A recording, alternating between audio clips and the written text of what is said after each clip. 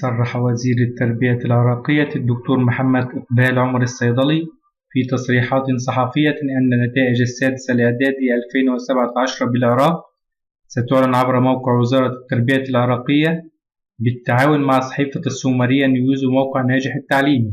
يجدر الإشارة أن هناك ما يزيد عن 300 ألف طالب وطالبة أدوا امتحانات الدور الأول على أكمل وجه، ولم يتقدم أي من الطلاب بأي شكاوى للوزارة سوى وجود بعض الأخطاء بالامتحانات، والتي عالجها رئيس قطاع الامتحانات على الفور، وأمر المعلمين الذين يقومون بعمليات التصحيح بتجاوز هذا الخطأ لصالح الطلاب.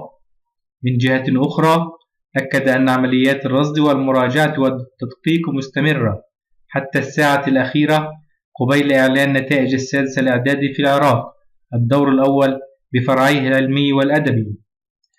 وقال السيد الوزير محمد إقبال عمر الصيدلي أن الوزارة استطاعت بالتعاون مع وزارة الاتصالات القضاء على ظاهرة الغش الإلكتروني، حيث أنه تم إصدار أوامر مباشرة لشركات الإنترنت بفصل الخدمة بالتزامن مع بداية امتحانات الطلاب للدور الأول، وبالفعل لم يسجل أي من المراقبين أي تجاوزات من الطلاب ليتم القضاء نهائيا على هذه الظاهرة السلبية.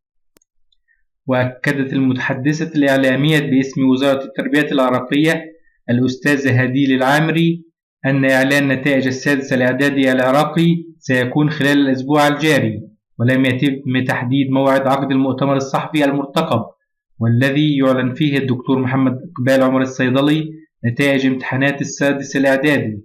بينما ذكر السيد شاكر نعمة عون مدير عام الامتحانات والتقويم بوزارة التربية العراقية والمسؤولة عن موقع الوزارة لمياء العامري أن فرصة تحسين طلاب الصف السادس الإعدادي بإعادة الامتحان في مادتين سيتم مناقشتها أمام الأمانة العامة لمجلس الوزراء عقب إعلان نتائج السادس الإعدادي العراقي.